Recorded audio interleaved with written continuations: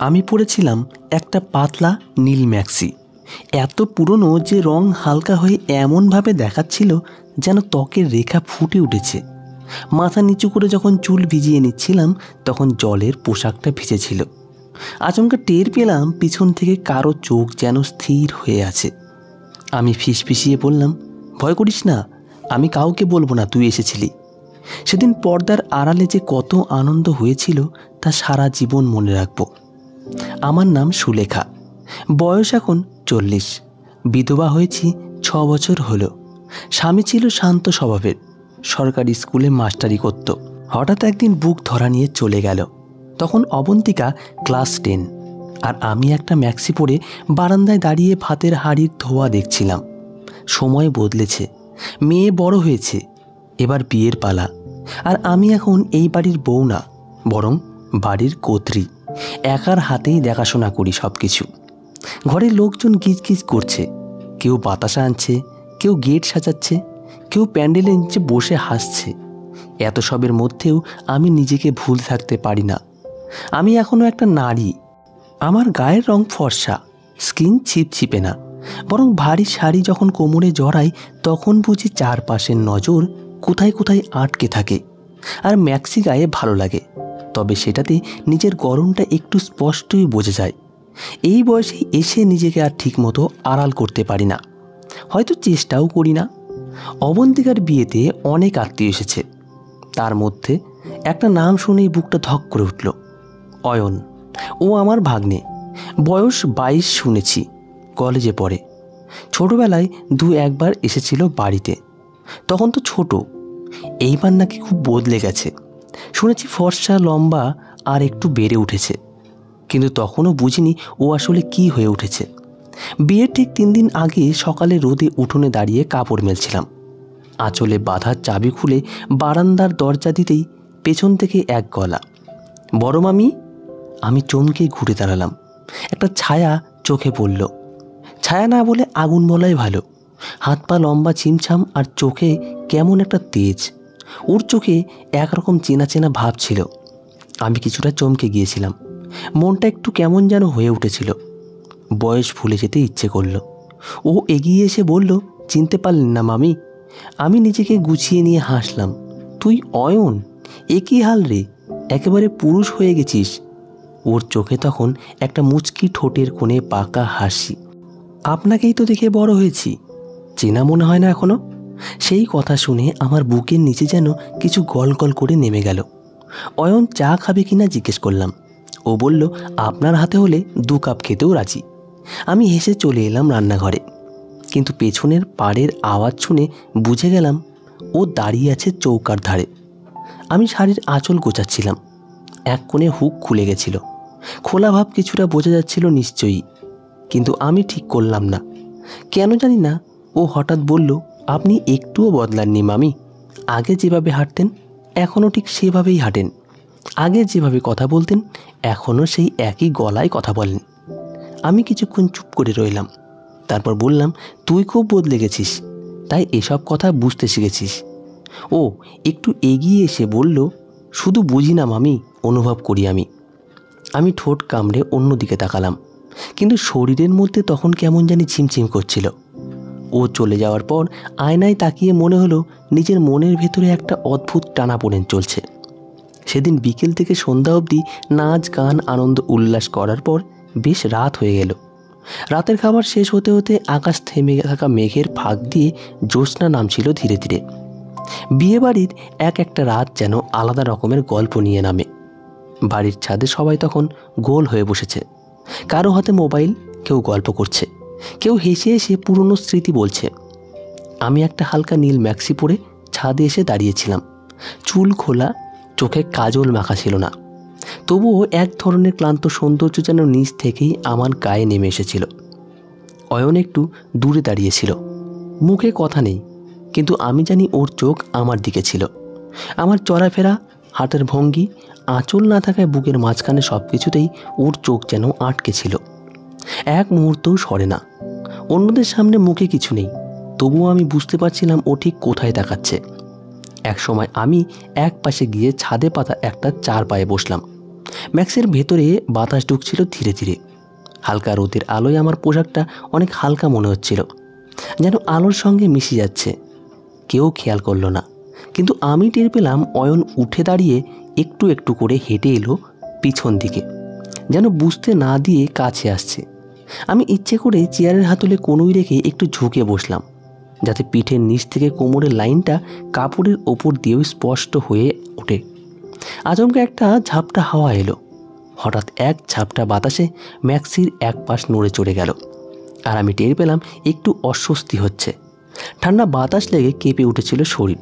কিন্তু আমি কাপড়টা ঠিক করলাম। আমি বুঝলাম কেউ দেখছে, কেউ থেমে গেছে, কিন্তু কিছু না বলেই চুপ করে বসে রইলাম।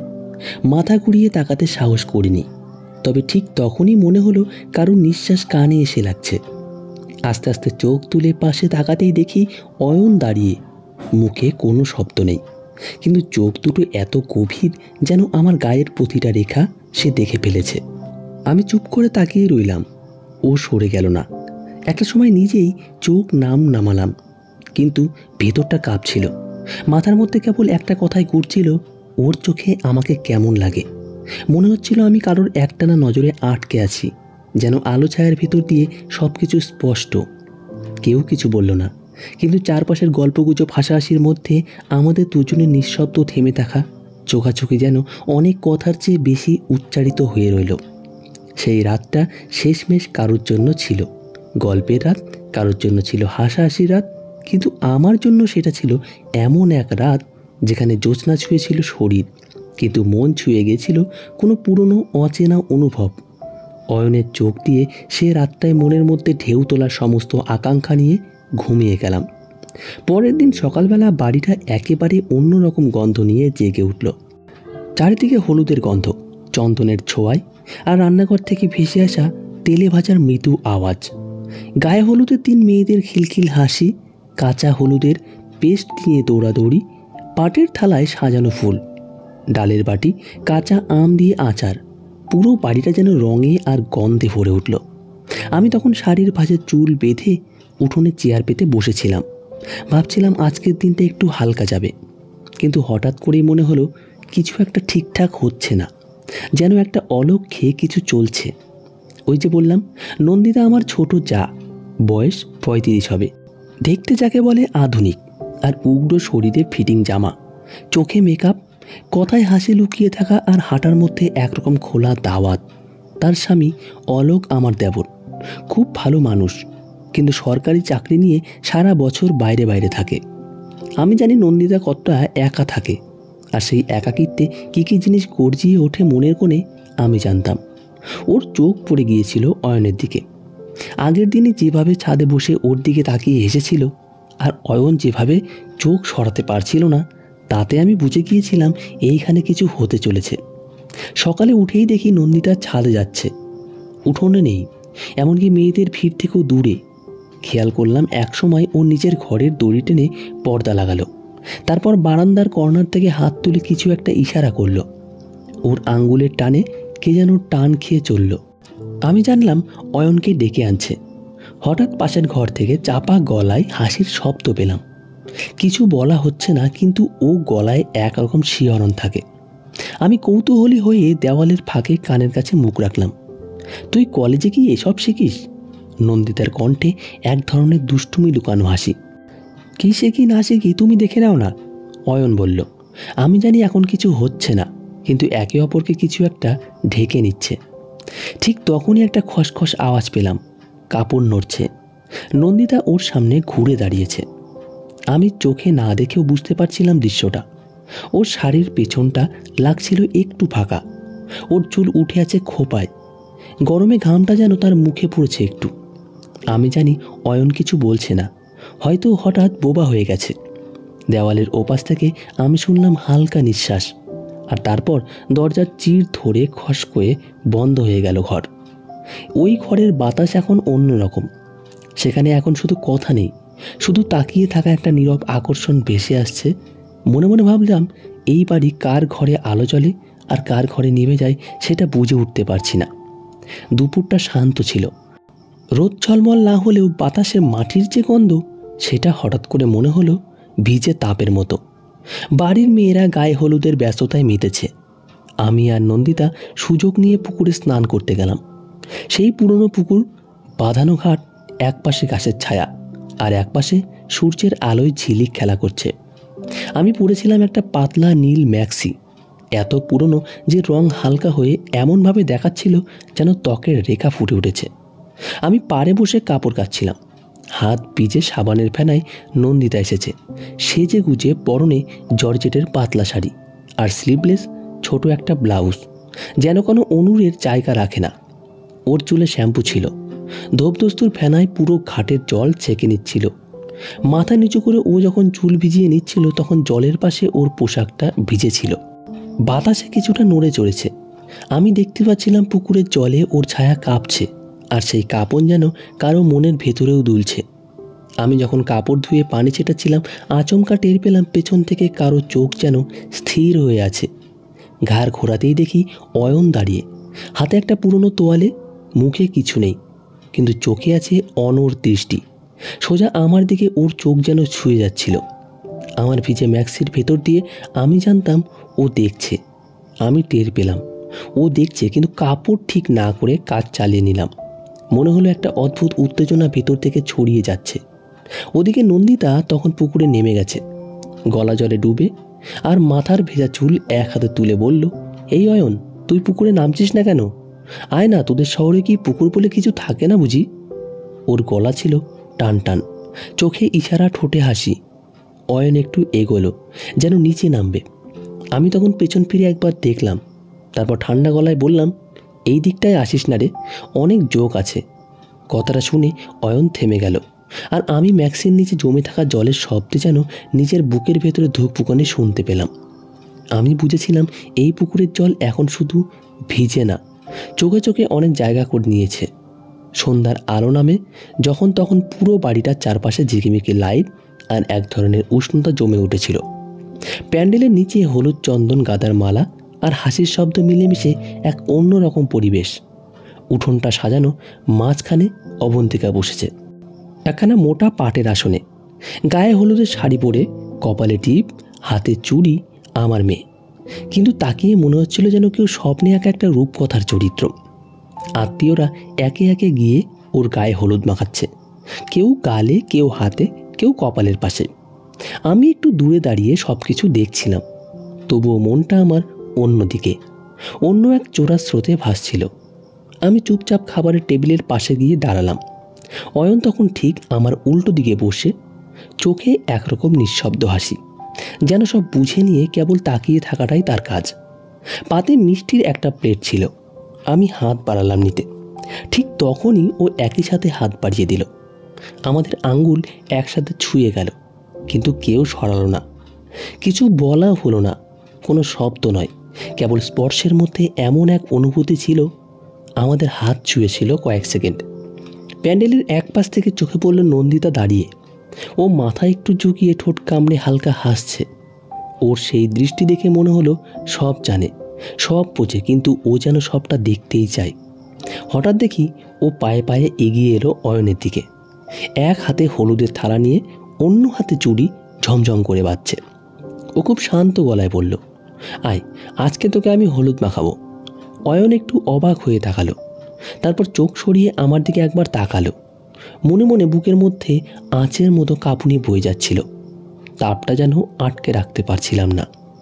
নন্দিতা অয়নের গালে এক চামচ হলুদ ছুঁয়েই দিয়ে বলল, রাঙিয়ে দিলাম তোকে। তারপর হেসে তাকালো আমার দিকে।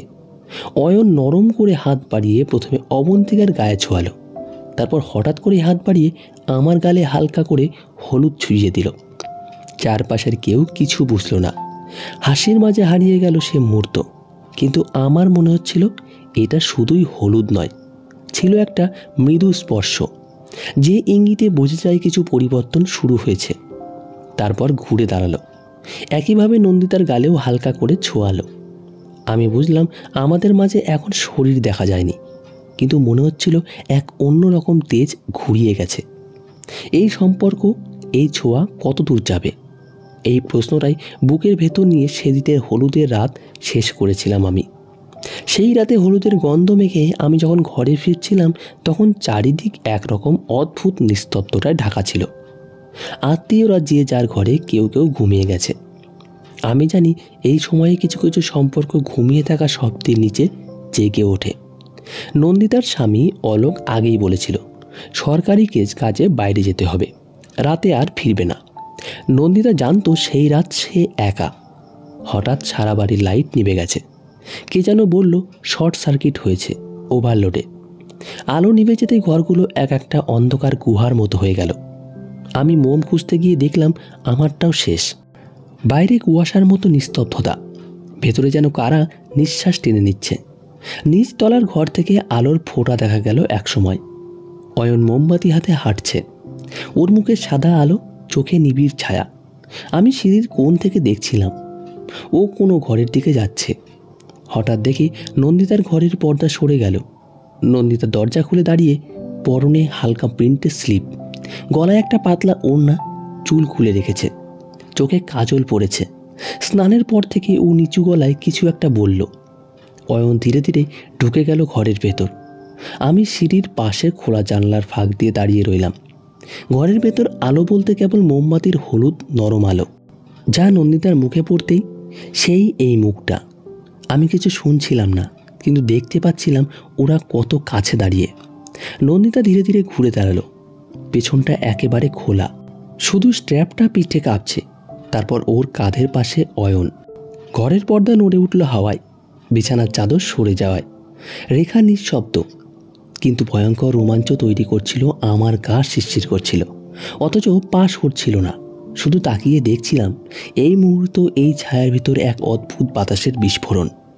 একসময় দরজা পায়ে বন্ধ হতে হতে ভেতর থেকে নন্দিতার গলা এলো, খুব আস্তে, কিন্তু কানে ছ্যাঁকা দেওয়ালো তো স্পষ্ট।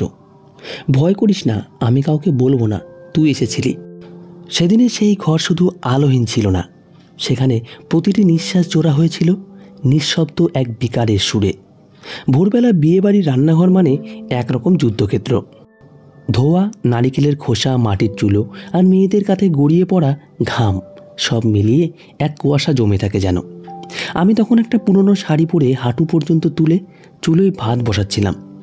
চোখ মুখ ঘামে ভিজে যাচ্ছিল, খুন্তির হাতল গরম হয়ে উঠেছে। চুলে আঁচড় দিতে পারিনি, বালিশের মতো জড়ো হয়ে আছে ঘাড়ের তলায়। ঠিক তখনই পেছন থেকে একটা নিঃশব্দ ছায়া এসে দাঁড়ালো। কারো নিঃশ্বাস নাকি শরীরের ছোঁয়া বুঝতে পারছিলাম না আমি, তবে আমি জানতাম কে দাঁড়িয়ে। আমার হাত কাঁপছিল, অথচ নড়লাম না।